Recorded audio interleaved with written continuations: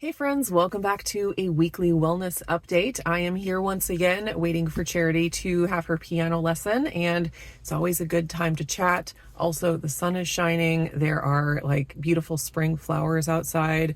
It's kind of a glorious day. I have my windows cracked. I have my sunroof open, so it is super nice.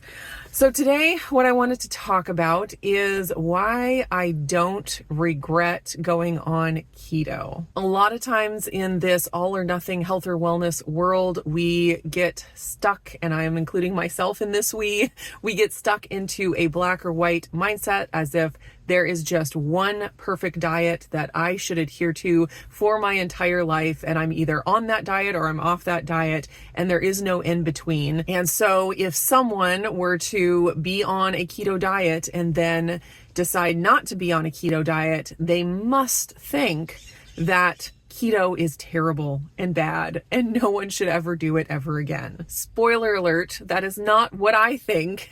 And I wanted to share why I'm glad that I did the keto diet, when I think the keto diet is appropriate and when it was appropriate for me, and the benefits that I did get from it, and just kind of my overall feelings and like an ode to keto.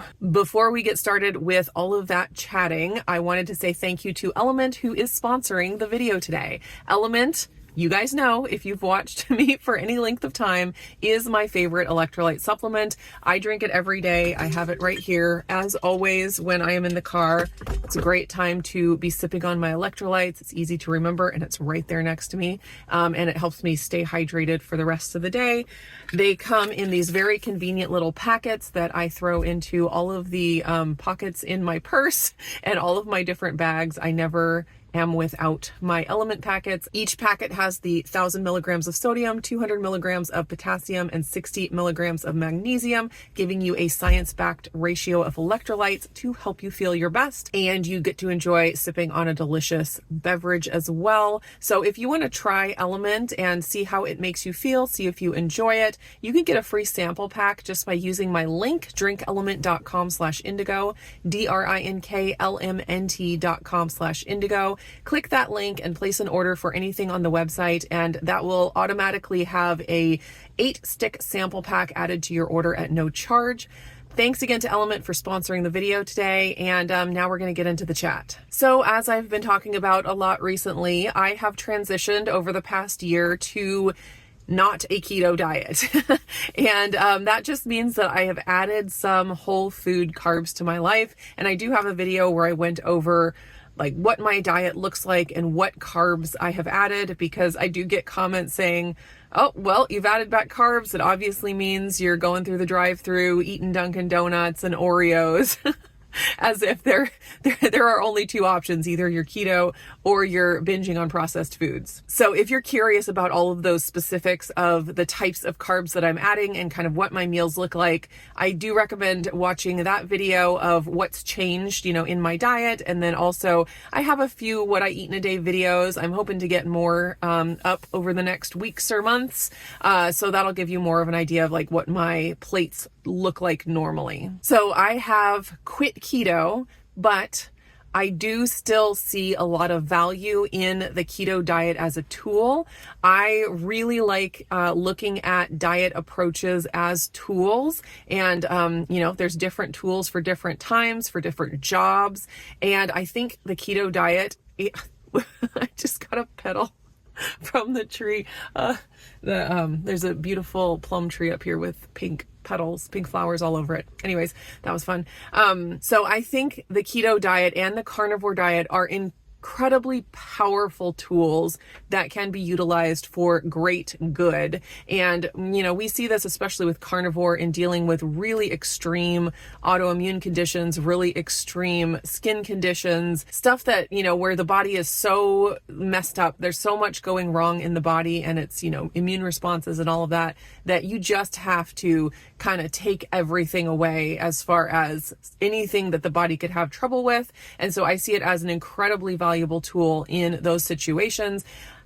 Michaela Peterson is the obvious example of this, where, I mean, she had some really serious problems, and the carnivore diet really gave her a chance to live a normal life again, in spite of all of these issues that were going on. So because I see these different dietary interventions as tools, I don't get the same, I don't have the same response that maybe other people would have if they're looking at diet more like a religion, like there's just one good and true diet that every human being needs to adhere to. When I see different dietary approaches as tools, setting down a tool because it's not the right tool for the job anymore is no big deal. Like, that just happens all the time. My husband is a contractor, so I watch him work on things all of the time, and he has the hammer in his hand for certain parts of the job, and he has the finish nailer in his hand for other parts of the job, and there's nothing wrong with that. It's just using the tool at the right time.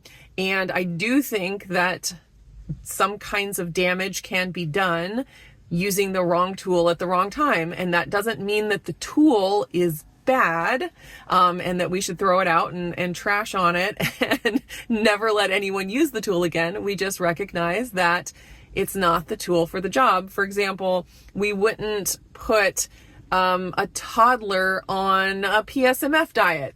I mean, that would just be silly. That's not what a toddler needs. That is not the dietary tool for the toddler. Now, if we had somebody that was 400 pounds and had all kinds of metabolic issues, maybe the PSMF diet is a fantastic tool to utilize in that person's lifestyle. That would be a great time to use that tool. Has nothing to do with if the tool is good or bad. So the first way that I used keto as a tool in my life was back when I was 19. I went on the Atkins diet. This is back before it was called keto. And, but the Atkins diet was pretty much keto, although there wasn't a restriction on protein. So it was more of a low carb, and I'm certain I was in ketosis for a lot of it. I did do the, pea strips back then, and definitely got purple. So I think I was keto. And I used that tool at that time to break my habits surrounding sugar and especially processed foods. And this is one area where I think keto excels above so many other diet approaches. I think using keto to break those habits is extremely powerful, because when you're talking about something as fundamental to our lives and our emotional health and our social health as food, we need something that really is powerful. And so when you are trying to break the addiction of eating all kinds of processed foods and going through drive-thrus on a daily or weekly basis, or, just all of the different habits surrounding processed food in the standard American diet, the keto diet really, really helps, because it just allows you to say no across the board. Like, there's a very clear yes and no. These foods are keto friendly. These foods are not. And just saying no to all of it can be really helpful in breaking that initial habit. I remember when I first went Atkins keto, it was one of the hardest things that I ever did, was to break that sugar addiction, and especially the processed food addiction. And I remember it was right after my husband and I got married, and we were in our little tiny apartment, and he would pour himself a bowl of cereal before bed. And he would be sitting there eating the cereal, and I would just be sweating because I wanted it so bad. Everything in my body was just screaming for me to eat that cereal. And I ended up having to leave the room. It's it's time to go for a walk or something, because I just couldn't be around it. And when you're dealing with that kind of a physiological and emotional habit breaking moment, I don't know that trying to just go to apples or dates or some other natural carbohydrate source is going to be an easy process, because a big part of it is breaking habits. And sometimes it's better, and there are different approaches for different people at different times. So I'm not saying this across the board. I'm just saying this is an area where I think the keto diet is exceptional, to just be able to cut things off rather than try to just replace a previous habit with a new similar habit. Like, for example, eating apples and peanut butter instead of Oreos. Some people have a lot of success with that kind of approach, but other people, they just need that time, that, week, 2 weeks, sometimes 4 weeks, to really break that sugar and processed food addiction. And when they're allowing things that are close to the processed food, like it's still a sugar, but it's not the processed food sugar, it can be a lot harder to really solidify those new habits. It's just too easy to slip back in to all of that processed food again. It's like, oh, well, I'm eating apples, and we'll just, for this one time, we'll go ahead and have the candy, because it's not like it's that much different. It's just a lot closer, if that makes sense, to the processed food that you're trying to get away from. So getting really far away from that and really breaking that metabolic sugar mess that you're in can be extremely helpful. And the keto diet is an amazing tool for that. And I found personally for me that it was incredibly effective. And then I didn't have any blood work done at that point. I wasn't even thinking about that kind of thing, but I lost about 40 pounds in a few months. And, I know there was tons of inflammation. I know a lot of it was water weight from that inflammation. And I know that I probably had high blood sugar. I probably had high insulin, like all of the things, all of the metabolic mess that a lot of America has these days. I know that going on that Atkins diet really just like cut that down for me. And one of the funnest bonuses that I got from that was being able to fit into a smaller wedding dress. I had to go in. I started the Atkins diet before we got married, and then continued it after we were married. But I had to, when in that period where I was actively losing weight before my wedding, I had to get my wedding dress taken in 3 times because I just was losing weight so fast. And I know that was exactly what my body needed. It was in a rough spot metabolically. Making the shift to the Atkins diet was really exactly what it needed at that time to balance out metabolically and just release that inflammation and release that excess weight that it really didn't want. So my number one reason for not regretting doing the keto diet is that it helped me break my sugar and carb habits that were deeply ingrained in me from childhood, and just gave me an amazing reset. Now, I have 2 other reasons, but they're kind of related. So I think I'm going to put them together in the same number 2 reason. And that is, anytime that I have gone on some kind of a restriction, whether it be Whole30 or just going dairy free or going keto or even going carnivore, I have always ended up coming up with recipes that I never would have thought of if all of the variety was available to me at every moment. So when necessity is the mother of invention is the term. And so when I have been keto, I have come up with some recipes that I will continue to carry, no matter what, my diet, how my diet changes in the future. It's just things that I never would have thought of that are really, just unique, or a great way to add in extra protein that you can incorporate in any kind of, dietary lifestyle. Same thing with going dairy free. Whenever I've gone dairy free, I've found different things that I enjoy that I never would have really, thought to try, if I hadn't been, having that whatever restriction.